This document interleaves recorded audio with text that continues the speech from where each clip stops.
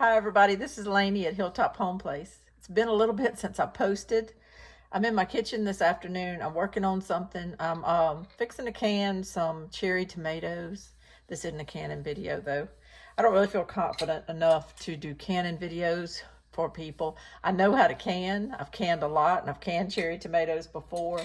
But there's rules on YouTube when you go to do canning videos. You have to follow certain guidelines, I think, is from what I've heard from other people. And you can really get a lot of pushback if something you say isn't right and this, that, and the other. And I don't really need that stress right now. So I'm just telling you what I'm doing. I took 6 quart jars, 6 wide mouth quart jars out. And I'm hoping that's enough. That might be too many. I might only need 5. Looks like a lot of cherry tomatoes over here, but when you cook them down and all, it may not even fill up all these, so that's okay.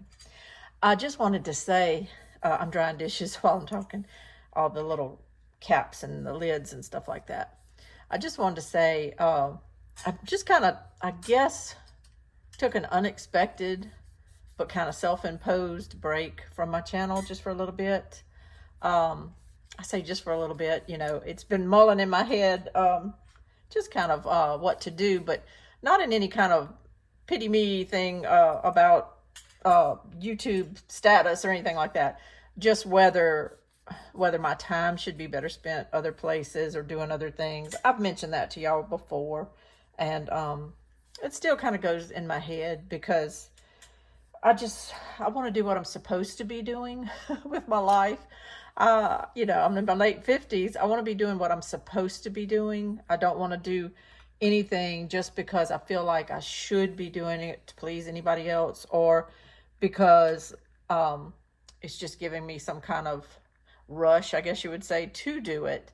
And actually, I was reading the other day that when anybody, doesn't matter if you're a creator or not, when you're on social media and like you post something, a picture or something you said or whatever, you go back and check constantly sometimes to see whether you got likes or comments on that. And it's, I think they call it like a serotonin rush. It literally, your body chemicals can change and can make you kind of get at this high to go back and check and see how you've done and see whether people liked you or didn't like you or didn't like what you said. And then as long as your likes are racking up, that serotonin level kind of keeps going up and gives you this kind of rush. It's almost like kind of taking a little drug, I guess you would say. And of course, if the opposite happens and you get dislikes or you get comments that just shoot down what you said and kind of take the wind out of your sails, then the opposite could kind of happen. It's like you've had downers, you know. And putting it like drugs, I guess, is just an easy way to explain it. But really what happens is you can get kind of false self-esteem when a bunch of people agree with you, and you can get some bad self-esteem, I guess you would say, when people don't agree with you or tell you bad things or argue with you or even threaten you. And yes, that's happened to me on my channel. I actually had a threat. Nobody saw it because YouTube put it to the to be reviewed comments or whatever, so nobody ever saw that. But yeah, those things happen. And then you have to stop and kind of stand back and think, am I doing what I'm supposed to be doing? Why am I putting myself in this position to even have some person that's posing as an adult but might be 12 years old, making your serotonin levels go up and down? And you're kind of self-imposing that on yourself because you're putting yourself out there to have all these comments and these things that can make your serotonin levels go up and down and can make you just wake up in the morning feeling great, and 30 minutes later you can be feeling really, really bad if you check something and you see that you didn't get any watches or you didn't get any likes or you haven't gotten any comments or anything like that. So it's you just kind of ask yourself, why am I doing this again? Well, that's been kind of what I've been doing lately. Why am I doing this again? I haven't had to think about it. I do enjoy doing this because I like to talk about certain things. And I've said before, I get to do that on my own channel without being interrupted, without having to overly explain myself if I don't feel like it. If I do get a little wordy, sometimes that's because it's just my nature. But you kind of have a little more control when you're dealing with a camera and you're dealing with choosing your own topic and doing that than you would if you're interacting sometimes with people. And so I do kind of like to have this outlet to do that, because it's very, very hard sometimes to feel like you can just say something and have somebody really, really listen. That's very, very rare. And so sometimes this feels like that opportunity I get to have people really, really listen. So I've been trying to evaluate, why am I doing this again? And so that's one of the reasons that I do it, and that I'm kind of hanging in there with it, because I do appreciate that aspect of it. It's, forget the monetization. It's not that I'm not going to say anything about followers and all that stuff. What I mean by that is it doesn't really matter to me anymore, really, whether I get monetized, because that's another thing that's been going through my mind is, why am I doing this? Because if by the grace of God I get monetized at some point, it kind of is just going to all be taken away. And I might have said that out loud on here before, but I don't know if I've ever explained it. And I'm just going to say a couple of brief things, because the actual explanation would take a long time.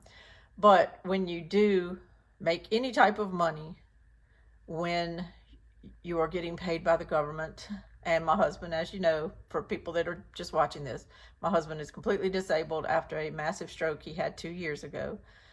He cannot work anymore, and that's that. He just cannot. And so he also gets long-term disability. So we're very appreciative of those sources of income. But anytime you're dealing with the government, and a lot of people, whether you're disabled or not, are dealing with the government because of the Obamacare plans, which I have, which is part of this story. If you receive any type of CHIP plan for insurance, or just any type of food stamps, I don't know, EBT cards, I guess is what they call it now. Anything like that, anything. There's other things, I'm just forgetting things, but shoot, just anytime you go to apply for, say, a small business loan or anything where the government is tied in. I'm not saying it's bad, I'm just saying it's, to me, what I'm discovering is it's kind of like dominoes, dominoes. My husband, after 24 months, he finally was able to go on Medicare starting July 1st, this past weekend. And I was looking forward to it because we had been paying his COBRA insurance, and I thought that would go down, but it didn't. Actually, we're paying more now. And the reason being is because I didn't realize, and I really wasn't ever told by anybody, that Medicare disability insurance costs more than just regular Medicare. And so we're paying up. I chose to, for those that are retired, they'll know what I'm talking about, but instead of getting an Advantage plan, I chose to just get parts A and B with Medicare, and then get a B supplement, and then a prescription drug plan. But all of that is tied to your income. I didn't realize. I just thought there were rates. There were rates. I just thought you picked the plans and there were rates, but it's tied to your income. So we were given a rate for his supplement plan, and it was high, but there were higher ones. I picked middle of the ground. And then after we signed up, paid the first months and everything, I get something from them saying it's going to be another $98 more a month. And coming to find out, if you had any extra income, they surcharge you. They make you pay more if you had anything over what you had declared. And all I really declared was the Social Security and the disability, because that's what we get every year. But last year we had a little bit of just a little bit, not a lot, of a capital gains, I guess you would say, from a piece of land we sold. Well, they figured that in. We paid taxes on that little bitty capital gain last year, but it still doesn't matter. They look at that capital gain in whole and they say, oh, well, you owe more on your Medicare supplement plan. So it went up $98, which just about offsets, by the time we paid the taxes and then we pay in this $98 a month for a year, it just about offsets the dadgum gain to begin with. So it really wasn't a gain. But also just things trickle like that. Because of that little bitty capital gain last year, my healthcare plan went up through Obamacare. They already had adjusted the amount I should have paid last year because of it and hit me with this big tax bill, pretty much paying back the entire capital gain we made. I had to pay back to Obamacare last year. But then they also said, well, since it was there, you got to pay more this year. So that went up. And it's a ripple effect like that. And so my point about YouTube is, I don't really care if I make anything at this moment on YouTube. I was watching Anna Wagner Carroll, one of my friends on YouTube. She had a great video the other day, and she's been very forthcoming about making money on YouTube and how much she's actually made. And she gives stats on the views and her watch hours and everything. And her channel is bigger than mine, so my numbers wouldn't be near that when I first start. And her numbers aren't huge. I'm just saying she is making something. But should I all of a sudden get into that? You know, should my watch hours reach the right amount, which they're climbing little by little, but should my subscribers reach the amount and I start making something, what it's going to do for us is it's just going to trigger a lot of things.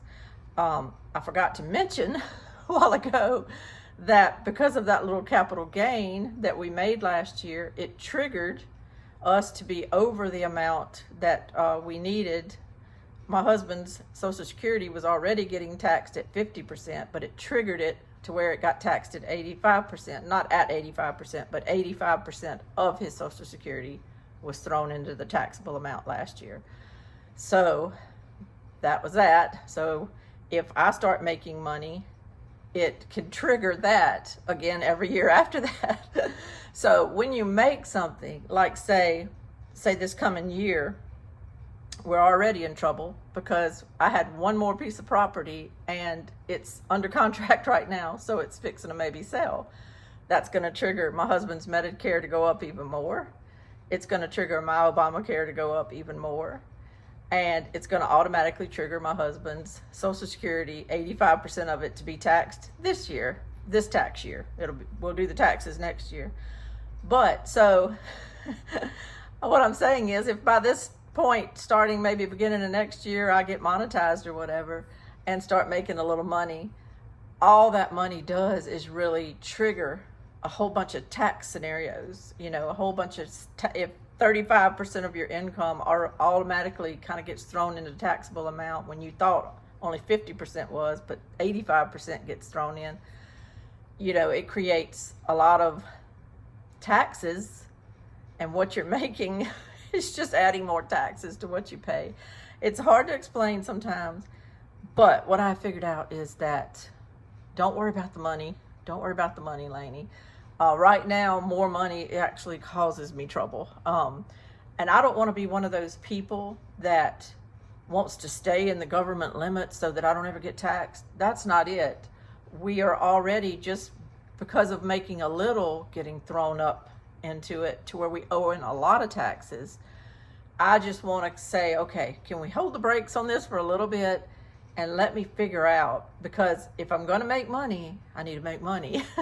And I need to have a plan, and I need to have goals and shoot for that, because I need to make enough to where it's not putting us in a hole for me to actually make some money. It's hard to explain, but think about it. You know, sometimes there's people that you could get a raise at work, but people have actually turned down the raises because to get a raise would actually throw you into a higher tax bracket. Instead of paying 12%, you might end up in the 22% tax bracket. So you really might actually, after the taxes, make less than you made before if you got the raise. Well, that's kind of where I'm at right now. That's kind of where I'm at. So I've kind of just stepped back, and I've just kind of had to tell myself, why are you doing this? Why are you doing this again? Because in the beginning, you know, I said things about I'd love to one day make a little extra money with this. And then now I'm thinking, I'm just, you know, pitching dirt on the coffin, you know, because the more it seems like the more we make, it just triggers all this other stuff to go up. And I cannot stand being in that position. I cannot stand being in it because I want to be free. I want to be free, but it is what it is. I don't mean to be too, giving too many details, but you know, we do have 401k and all too. But there again, to take that out triggers all this. So I haven't touched it. And I'm waiting on a year when nothing else is going on, I guess, to take any of that out. But to take more than just a few thousand of it out triggers all of these other taxes, and your Medicare to go up. I had no idea that's really how that worked. I just thought there were rates. I thought you pick a plan and you pay that rate. And I thought that if you just didn't have as much money per se or whatever, you had to pick a lower plan. If you were a whole lot rich than we are, you would pick a bigger plan. I didn't realize that you pick a plan, like I just said, but that they go back on your last year's taxes and they see and they readjust, and then you get a bigger bill. So I didn't realize that. And also, you know, just knowing by this new land that we're selling that next year is going to be the same way, and all of these things are going to be triggered again. It's just kind of like I'm already looking at the tax bill for 2024 and going, whoo. So that's where I'm at. That's what I've been kind of juggling. And I've been very reflective lately. I've been kind of, I guess, in a quiet mood again, because I actually lost another one of my friends. She passed away last Thursday. This is Sunday, July 9th, I believe. She passed away, not this past Thursday, but the one before that. But her funeral wasn't until this past Friday, the 7th. And so just had a whole week. And I just stopped and I thought, you know, one thing that really hit me after my son passed away was that feeling of, for everybody else in the world, life just went on. Life just went on. They heard about it. They were sad. We had people support us and come bring us food and share a lot of love with us. But when I was actually like going to the graveyard from the funeral home and from the church and everything, I just saw cars zipping everywhere, And I was just thinking, life is just, nobody stops very much for things like this. The ones that came to the church that knew him stopped, but life in general just goes on. And I've already lost one friend in December. We lost another friend in March. And then this friend passed away last Thursday. And I just thought, you know what? I'm going to stop. I'm just going to stop. I felt like a hypocrite kind of to walk outside and make a video about my tomatoes or hornworms or the heat. And, you know, we've had it. We've had a lot of heat. We're finally getting rain, so I'm not complaining. I just felt like a hypocrite doing that, taking a break from grieving her, making videos, editing, putting them up, waiting for that serotonin rush, waiting for that serotonin, that thing that makes us feel good, and then turning around and going to a funeral Friday. I felt very hypocritical, and so I didn't do anything. And that's why today, at some point life does go back. It just goes on. And so today we took a long ride. We went kind of along the rivers here in South Louisiana. I just wanted to go see some water. And we took a little ride, and but I told my husband I need to get back because I need to do this canning. My electric company sent us a text 2 days ago that said they are going to be coming down our road using a helicopter to trim branches. And I've got, lots of vegetables in my freezer and a lot of things that I've just been kind of putting in Ziplocs and I haven't canned yet. And they said that, and they said, be prepared for power outages because we're going to probably have power outages while we're doing this. So I thought, oh no, I've got a lot of harvest from my green beans and from my lima beans. I've still got some peas up there from my Thomas Laxton peas and my Burpianas. I've got some more things down there. I've got my tomatillos there. And so quickly, I went ahead and put up 5 quart jars of green beans. And then I'm going to work on these cherry tomatoes today. The thing is, I just don't want to have the power go out and assume it's only going to be out 30 minutes and have it be out all day. Now, I do have a generator. I do have a portable generator. But I decided, well, let me just make the time to go ahead and freeze some of this stuff. Let me just make the time, because there's another little issue going on as well. We are in hurricane season down here in South Louisiana, all along the Gulf Coast.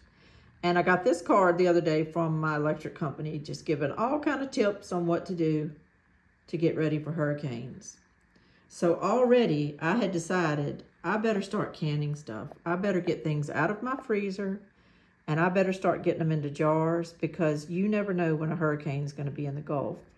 So my priorities these last few days have kind of shifted from worrying about my plants a whole lot. I'm doing that still a little bit. I was out there just a few minutes ago doing some things, but I've kind of had to shift to kind of start making myself prepared just in case we have a storm. Now, word for the wise, do not wait till July of hurricane season to get prepared. I shouldn't be doing it this late. I should already have done this.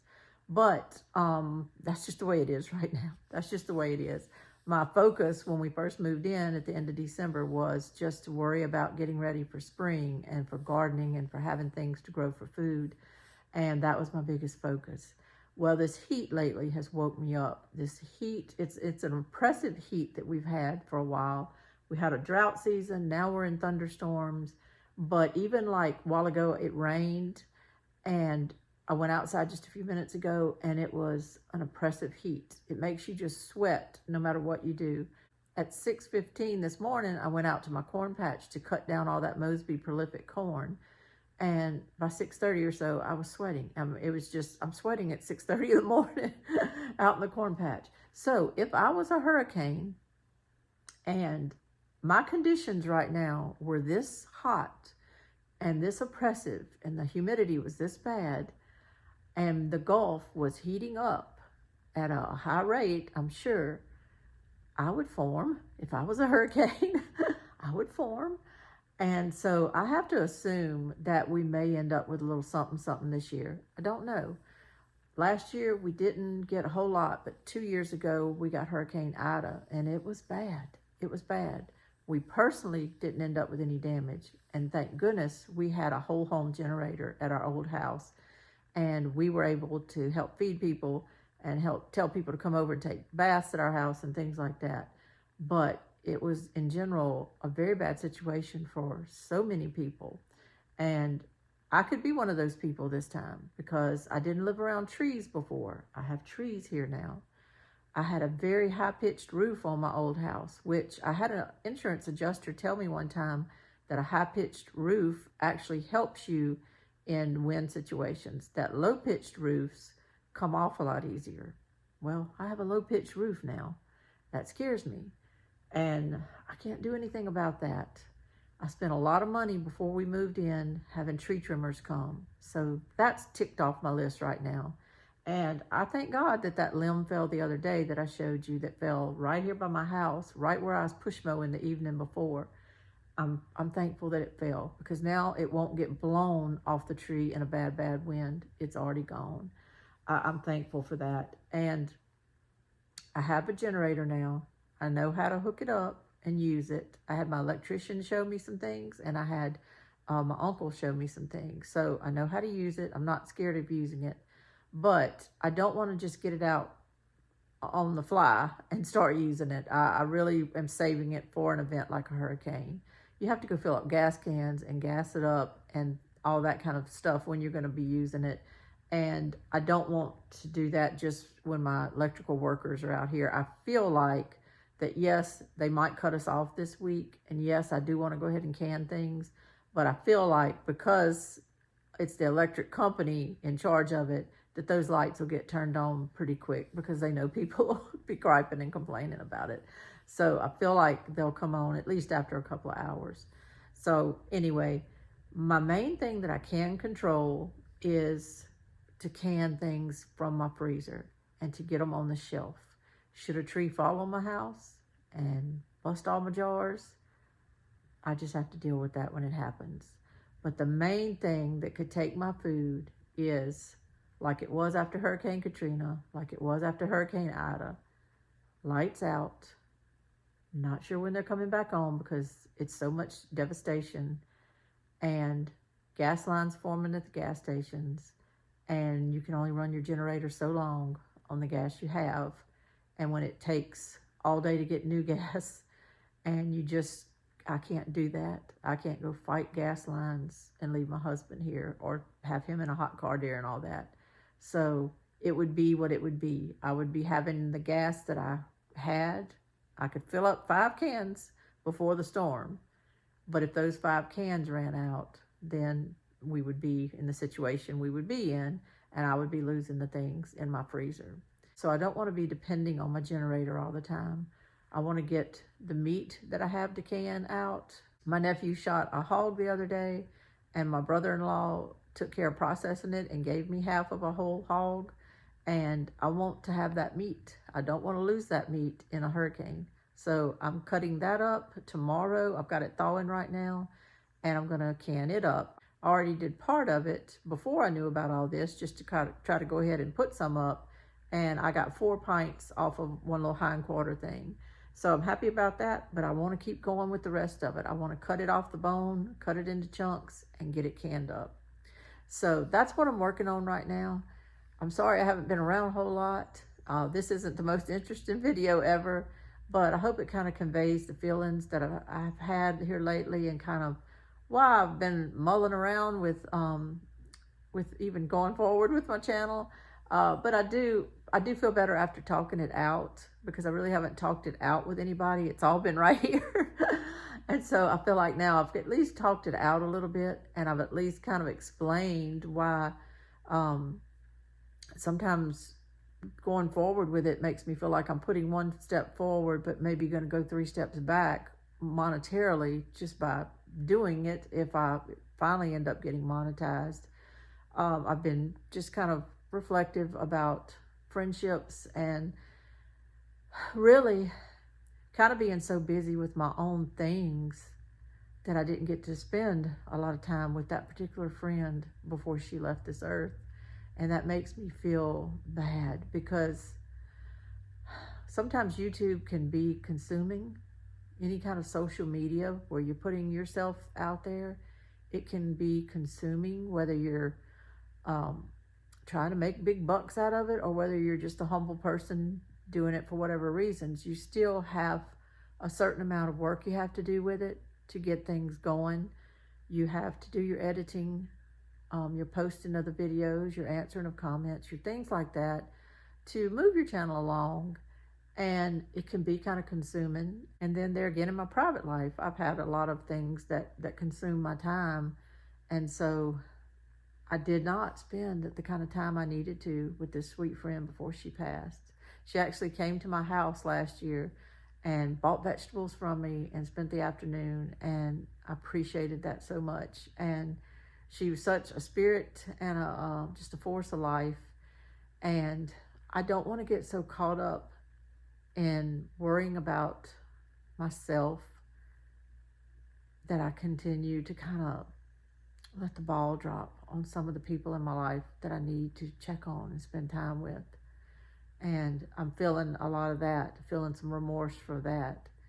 And so then that's another reason I kind of was questioning, why are you doing this? You have to figure out that there's a bigger purpose of why you're doing this, because there is some casualties in doing this. And I don't want to ever have a casualty, which means just something where I let the shoe drop on something, I let the ball drop, because I was only focused on myself with this channel and trying to make it work. I counterpoint my own self when I say that, though, by just saying that just being able to talk this out helps me, and I appreciate it. And I appreciate your feedback if you have any on what I'm saying. But that is why I kind of hang in there, because I do enjoy the people that I interact with on this channel. I have some of the best people that follow me. I had a lady last night just commented on one of my videos and basically, where you at? Where you been? And So I thought that was sweet. I'm like, you know, someone out there kind of missed me, and I appreciated that. I appreciated that. And I appreciate people anytime they take the time to comment and to type something and to interact with me on a video or something. I do appreciate it, and it means a lot. And that's kind of why I'm hanging in here. And sometimes you just have to kind of pull yourself up by your bootstraps. You have to decide that it's not about money. It's not about external things. It's not about self-gratification to try to do this for yourself. It has to be for a bigger reason.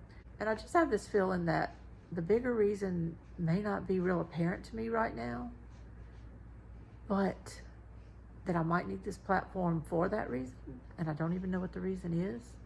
So I'm keeping it, I guess, right now. I would never take my whole channel down. My videos would just stay there. But I guess I will keep filming. This video is just kind of inside and just talking. And I hope that doesn't disappoint people that want to see things growing and all. But we'll do that another day. I appreciate you letting me talk to you. I appreciate you being on my channel and sticking in there with this video. And I just hope y'all have a great week, a great rest of the summer, great luck with your gardens, great weather. I want the best for everybody, and I appreciate you watching me. I thank y'all so much. Bye-bye.